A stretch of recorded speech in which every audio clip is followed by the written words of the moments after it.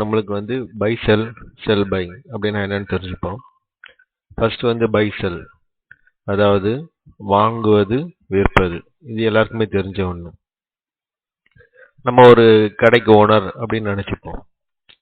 நம்ம ஒரு ஃபோனை வந்து பார்த்தீங்கன்னா ஒரு ஹோல்சேல் ஷாப்பில் போயிட்டு 1000 ரூபா செல்ஃபோன் வாங்குவோம்.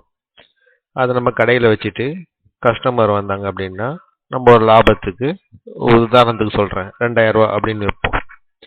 இப்போ 1000 ரூபா வாங்கின செல்ஃபோனை 2000 ரூபாய்க்கு நம்ம கஸ்டமருக்கு விற்றா நமக்கு 1000 ரூபா ப்ராஃபிட். பை செல், வாங்குறது விற்கிறது அப்படின்னா என்னன்னு இப்போ உங்களுக்கு புரிஞ்சிருக்கும்.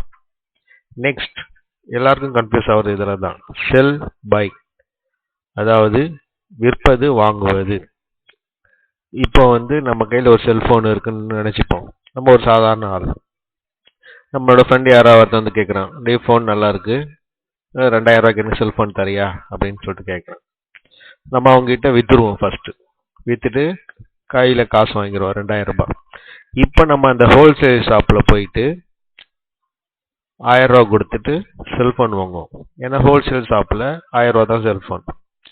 இப்போ நம்ம கையில் ஃபோன் இருக்கு, ஆனால் 2000 ரூபா ஃபோன் விற்றோம் நம்ம ஃப்ரெண்டு கிட்ட, ஆனால் 1000 ரூபாய்க்கு வாங்கியிருக்கோம். ஸோ 1000 ரூபா நமக்கு லாபம்.